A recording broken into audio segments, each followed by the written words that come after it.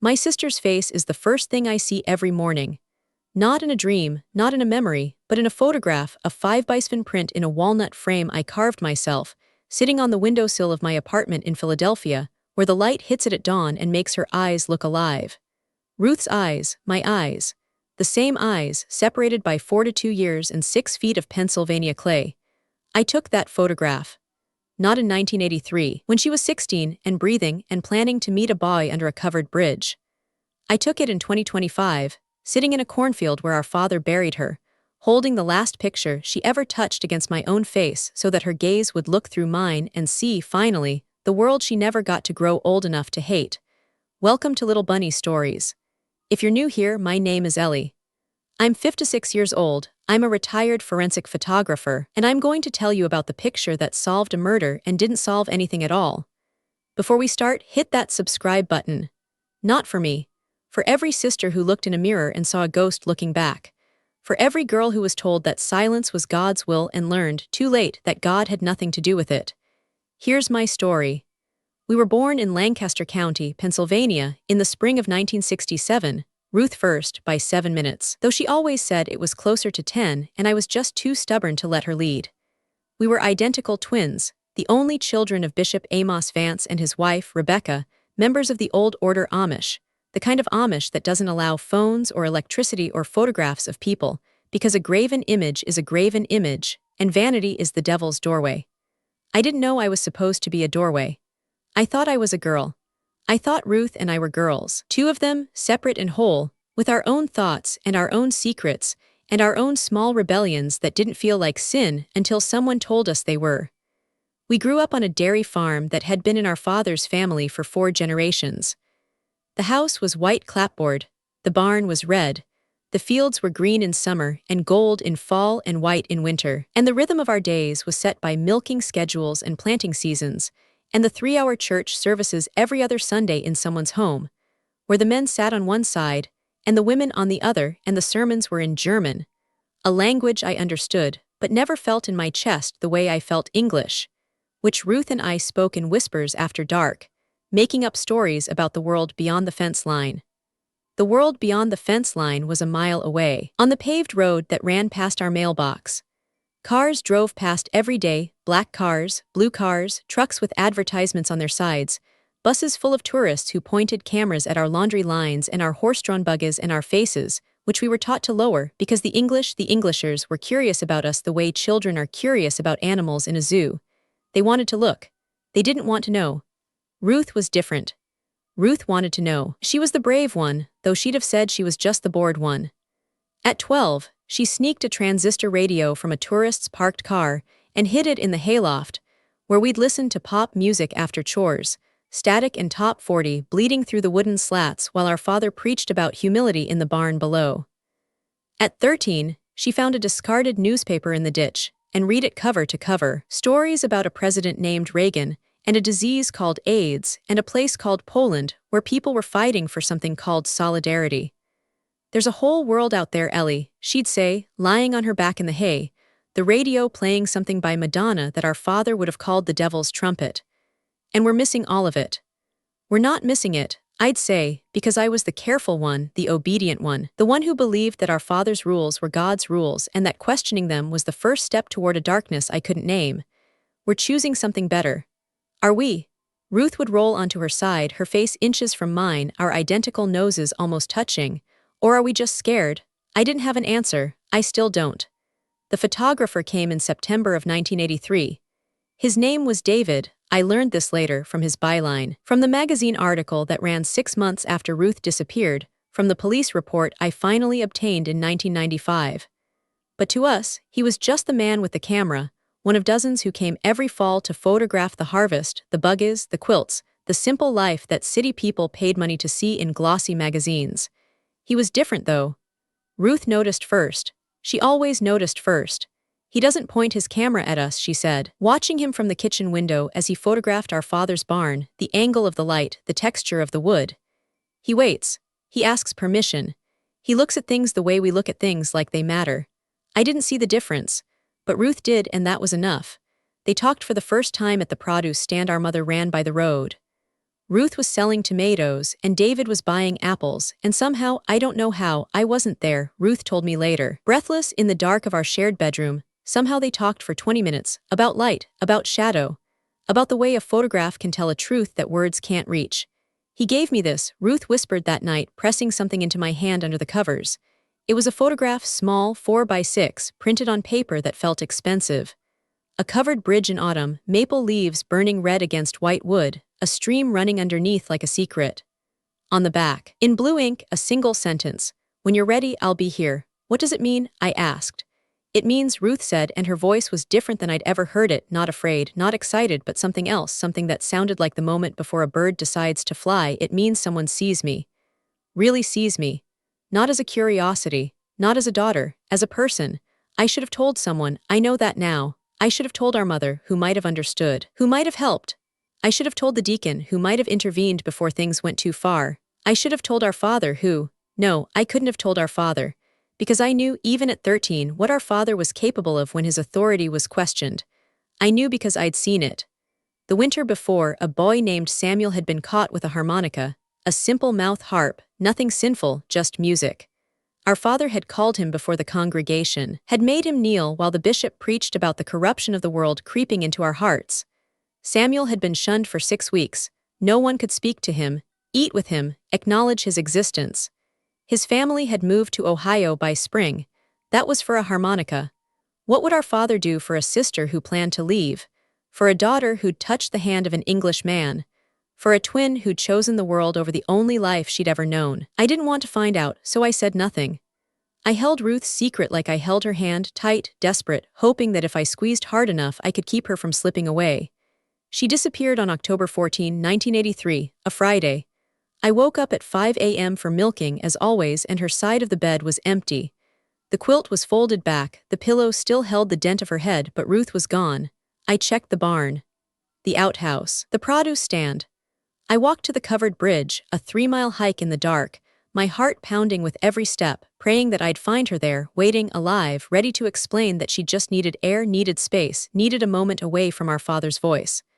The bridge was empty. The stream ran underneath, cold and indifferent. The maple leaves were falling, red and gold, the same colors as in David's photograph, which I found later, hidden in Ruth's sewing box. The note on the back still legible, the promise still unkept. I ran home. I told our mother. She looked at me with eyes that were dry and old and said, "Your father will handle it." My father handled it by calling the congregation together after breakfast, an unscheduled meeting, unusual, alarming. He stood in the center of the room, his black hat in his hands, his face arranged in the expression he used for funerals and baptisms and moments when he needed to be believed. "Ruth has been called by God to a higher purpose," he said. "She left in the night, guided by the Holy Spirit to serve where she is most needed. We must not question God's plan. We must pray for her safety and her return to grace in His time." The congregation murmured agreement. Heads bowed. Someone started a hymn. And I stood in the back of the room, 13 years old, my hands shaking, my mouth open with words I couldn't speak, watching my father lie to 200 people about the fate of his own daughter. Because I knew that Ruth hadn't left willingly. The photograph was still in her sewing box. Her Sunday dress was missing, but her winter coat was still on its hook. She'd been planning to meet David at the bridge, yes, but she'd been planning to come back for her things. She told me so, whispered it in the dark, the night before she disappeared. "I'll go to him, Ellie, just for a little while, just to see, and then I'll come back for you. I promise. I'll come back for you." She never came back, and our father never looked for her. The police were never called, the Amish handle their own affairs, the bishop decides what requires outside attention, and our father was the bishop. The English world was never notified. Ruth Vance simply ceased to exist, erased from the community records, from family conversations, from the fabric of a life she'd been woven into for 16 years. I became an only child, an only twin, a girl who looked in the mirror and saw half a face staring back. I started investigating the next day. Not consciously, I didn't have a plan, didn't have words for what I was doing. I just noticed, I collected, I remembered. I noticed that our father had dirt under his fingernails on the morning Ruth disappeared, though he never worked in the fields before church. I noticed that his boots, usually polished to a mirror shine, were caked with mud from the cornfield. I noticed that he flinched when I mentioned Ruth's name, just barely, a twitch in his jaw that he covered with a cough. I collected evidence without knowing it was evidence. A button from Ruth's dress, found in the barn, pressed into my palm during milking when no one was watching. A strand of her hair, blonde and fine, caught on the splintered wood of the back porch. The photograph from the sewing box, which I moved to a hiding place in the hayloft, inside a hollowed-out Bible that had belonged to my grandmother. I remembered conversations. The midwife, Sarah Miller, who'd visited our house 2 weeks before Ruth disappeared, unusual since no one was pregnant, no one was sick. I'd seen her leave through the kitchen door, her face gray, her hands shaking as she climbed into her buggy. I'd heard her whisper to our mother, "The girl is strong. But the decision must be made soon." I'd thought she was talking about a calf. We raised calves, it made sense, now I wondered. I remembered the night of October 13, the last night I saw Ruth alive.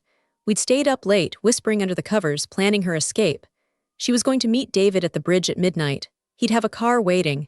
They'd drive to Philadelphia, where he'd promised to help her find a job, an apartment, a life. She'd write to me, she said. She'd send for me when it was safe. What if Father finds out? I'd asked. He won't, Ruth said, but she didn't sound sure. She sounded like she was trying to convince herself, the way I tried to convince myself that God was real and heaven was waiting and our Father was a good man who loved us both equally. What if he does? Ruth was quiet for a long time. Then she said, "Then I'll tell him the truth, that I'm not his property, that I belong to myself, that I choose my own life, even if he chooses to hate me for it." She kissed my forehead. She said, "I love you, Ellie. Don't forget me." I didn't forget. I couldn't forget. I remembered everything, the smell of her hair, the sound of her laugh, the way she hummed Cielito Lindo under her breath when she was nervous, a song she'd learned from a Mexican farm worker who'd worked our harvest one summer. I remembered her hands, rough from chores but gentle when they braided my hair. I remembered her eyes, my eyes, looking at me with a mixture of love and pity, and something else I couldn't name. Hope, maybe, or fear, or the knowledge that she was about to do something that would change both our lives forever. For 5 years, I investigated in silence. I asked questions that seemed innocent. Have you seen Ruth's quilt pattern? I want to finish it, and watched faces for reactions. I volunteered to help Sarah Miller with her herb garden, and I listened to her talk about girls who get in trouble and families who handle things their own way. I walked the cornfield at dusk, looking for disturbed earth, for signs of digging, for anything that didn't belong in the orderly rows of our father's domain. I found the dress in the spring of 1985. Our mother had sent me to the cedar chest for linens, and at the bottom, buried under quilts and baby clothes, was Ruth's Sunday dress, the blue one with the white collar, the one she'd worn to church the day before she disappeared. It was stained, dark patches on the bodice and skirt that had been scrubbed but not erased, that smelled faintly of iron and something else, something chemical, something wrong. I didn't scream. I didn't cry. I folded the dress carefully, put it back in the chest, and went downstairs to finish supper as if nothing had happened. But that night, in the dark, I pressed my face into Ruth's pillow, still on the bed, still untouched. Our mother's silent monument to a daughter who'd never come home, and I made another decision. I would leave. I would learn.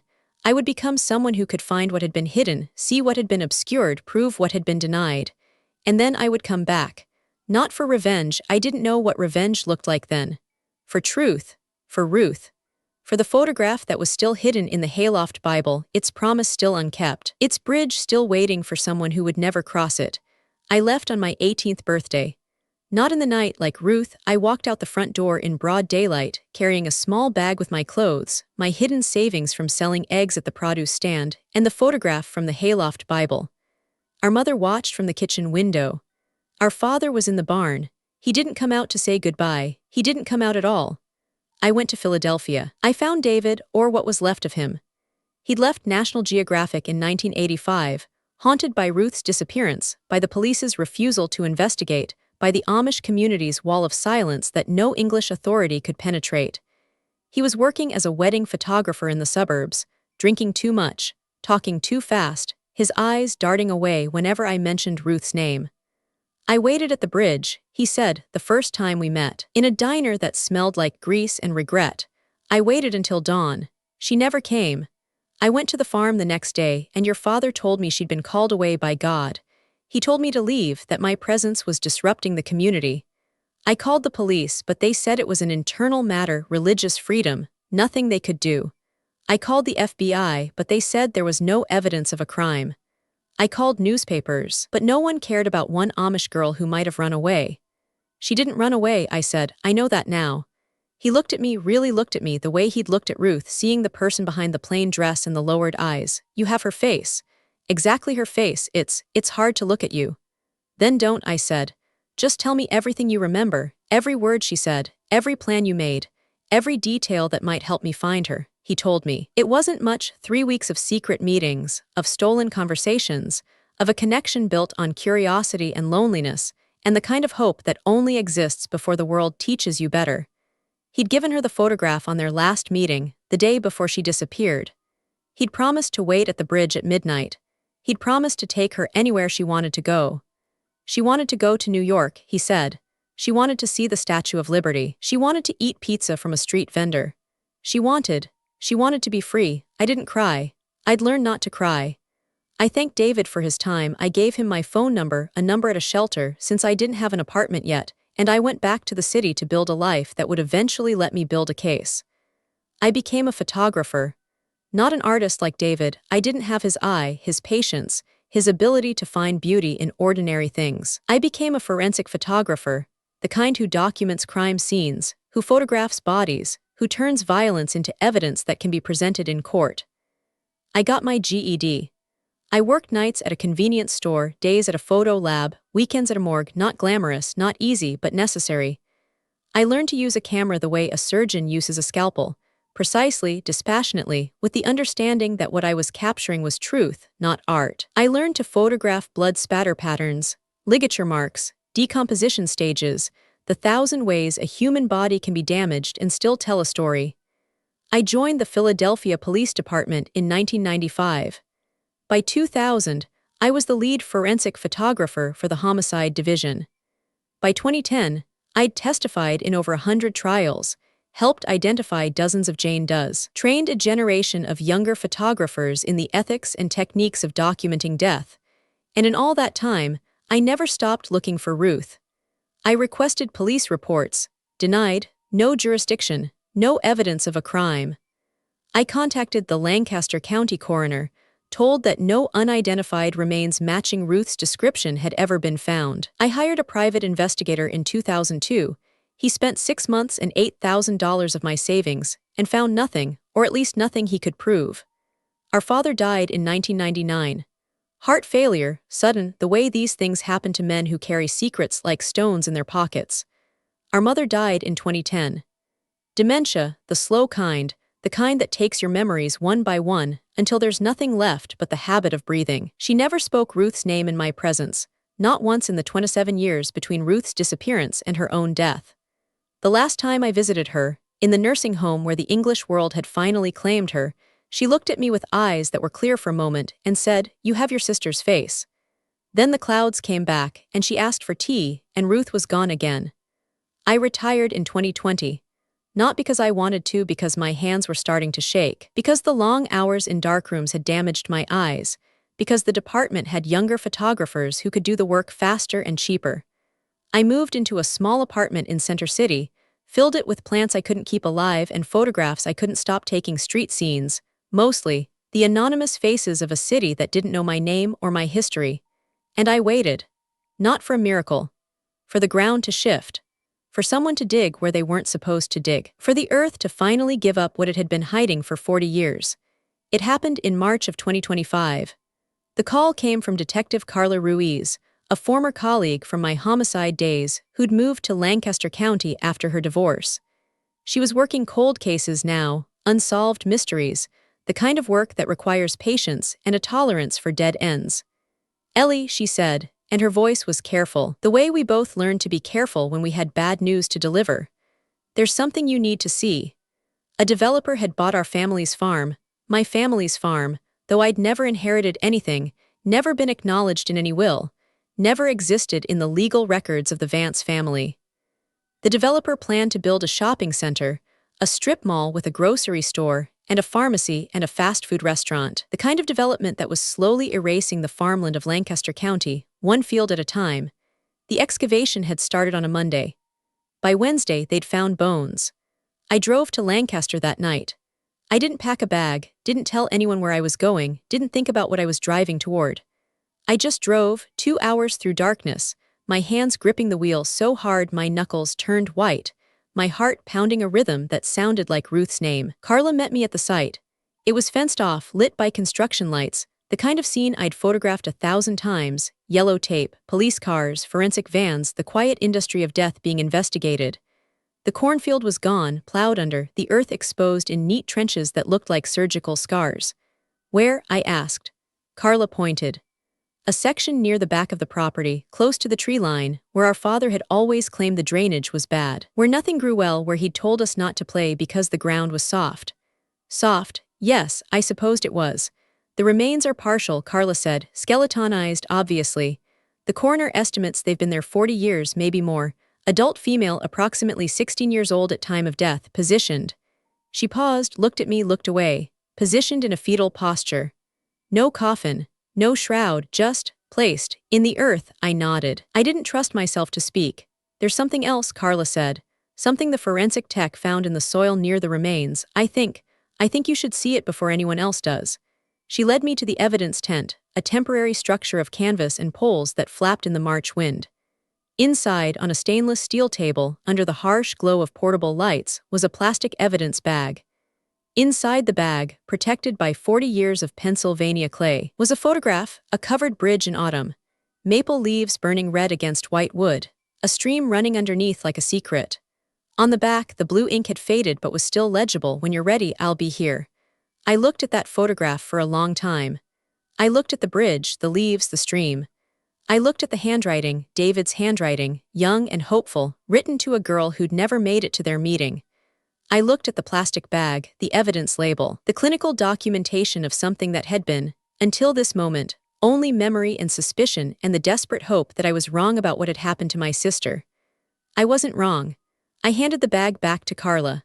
I walked out of the tent. I stood in the field where I'd played as a child, where I'd searched for clues as a teenager, where my father's corn had grown tall and golden while Ruth's bones waited underneath.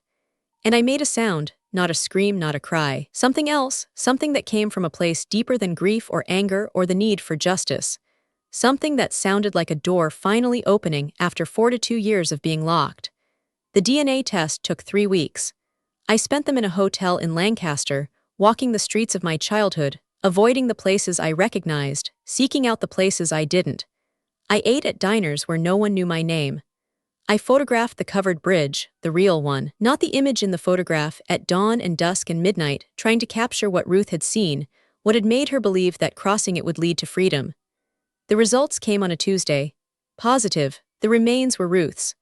The cause of death, according to the coroner, was blunt force trauma to the cranium, consistent with a heavy, flat object.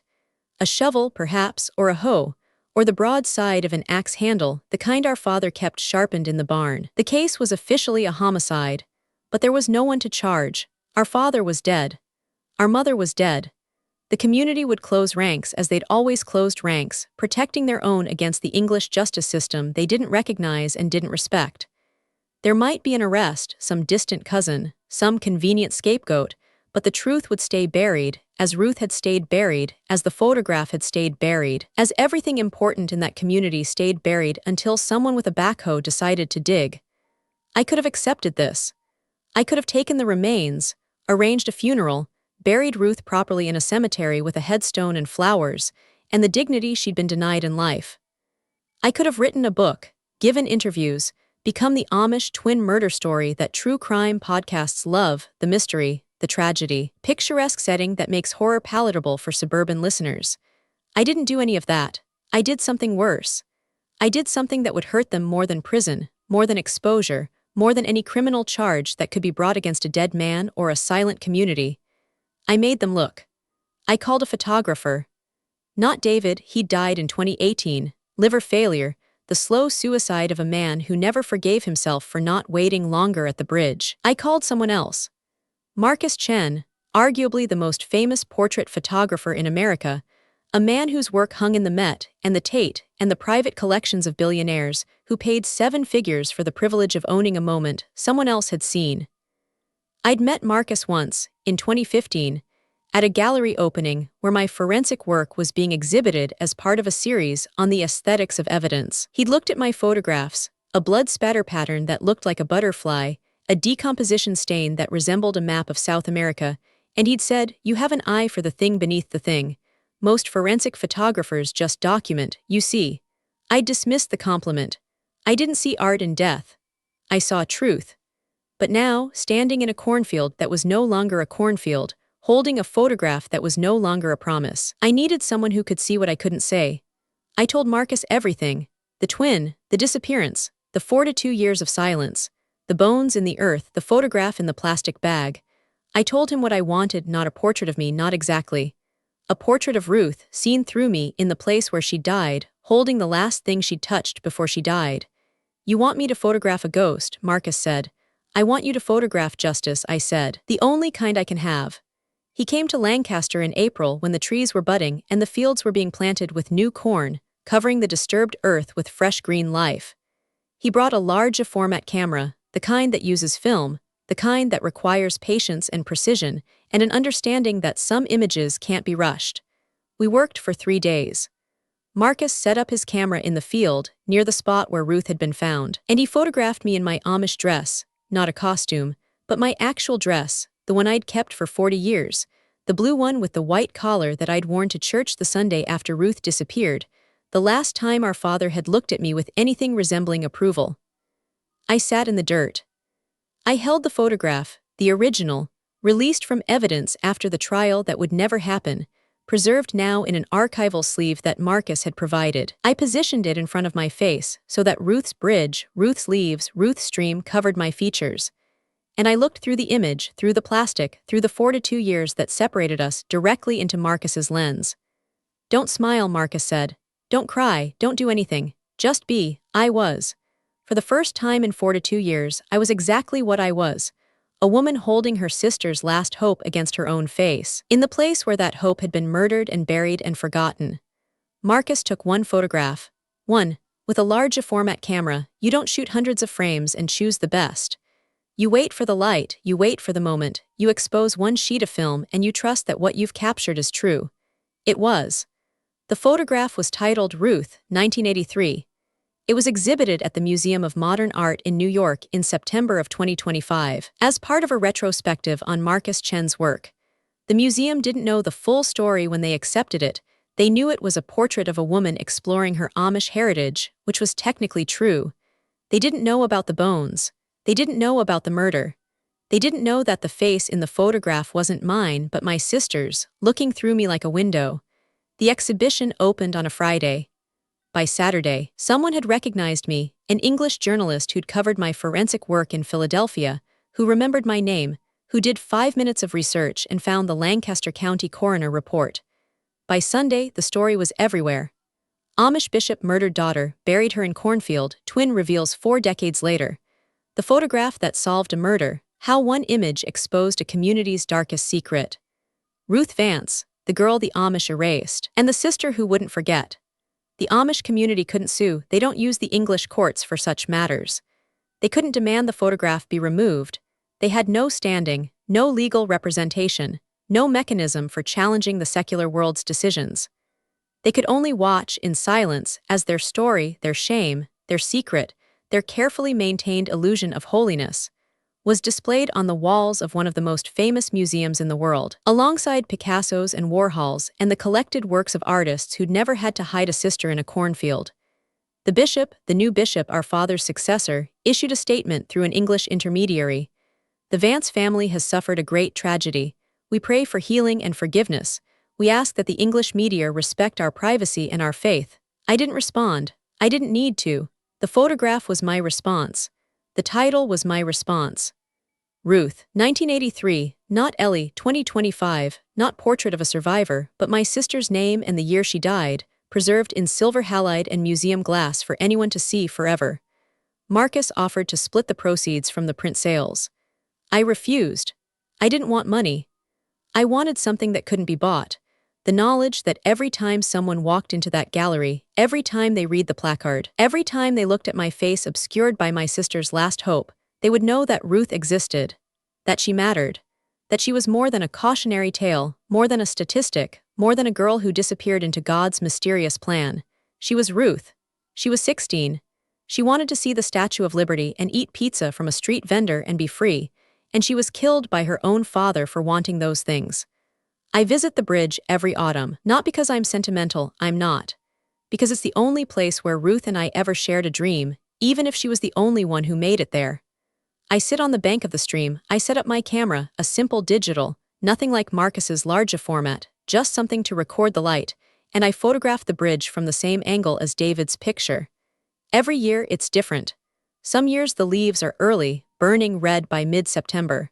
Some years they're late, clinging to the branches through October, defying the frost. Some years there's fog, softening the lines of the bridge until it looks like a painting. Some years there's rain, turning the stream into a rush of brown water that drowns out every other sound. And some years, not every year but some, there's something in the background. A blur, a shape, a suggestion of movement where there shouldn't be movement. I've never enlarged those photographs to see what it is. I don't want to know if it's a bird, a leaf, a trick of light on water. I want to need to believe that it's Ruth, finally free, finally crossing the bridge she never got to cross, finally going wherever she was going when our father stopped her. I have 42 years of bridge photographs now. They hang in my apartment, floor to ceiling, a timeline of light and season and hope. Visitors ask about them, why bridges? Why the same bridge? And I tell them it's a project, a meditation, a study in repetition and change. I don't tell them about Ruth. I don't tell them about the cornfield. I don't tell them that every photograph is a conversation with a sister who only answers in light.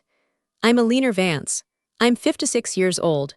I'm a retired forensic photographer, a museum exhibit, a woman who spent her life documenting other people's deaths and finally found the courage to document her own sisters. I don't go to church. I don't pray. I don't believe in the God my father claimed to serve, the one who justified murder with scripture and called it holiness. But I believe in photographs. I believe in the way an image can outlast a lie, can survive a burial, can speak when the speaker is silenced. I believe that Ruth's face, her real face, the one that looked like mine, the one that smiled and hoped and wanted more than a cornfield could give her, is now visible to anyone who walks into a room in New York City and chooses to look. My father is dead. My mother is dead. The community that protected them still exists, still farms, still prays, still raises daughters who are taught that obedience is love and silence is virtue, and that the world beyond the fence is a temptation to be resisted. I can't change them. I can't save those daughters. I can't even prove in a court of law what my father did, because the evidence is buried with him and the witnesses are dead or silent or both. But I can make them look. I can make them see, every time they open a newspaper or turn on a television or walk past a museum poster, that Ruth existed, that she had a face, that she held a photograph of a bridge and believed, until the last moment, that she would cross it. And I can sit by that bridge every autumn with my camera and my memories and the sister who lives in the light I capture, and I can say, I'm here, Ruth. I'm still here. And I didn't forget, I'm Ellie, I'm 56. And this is my story. See you in the next one.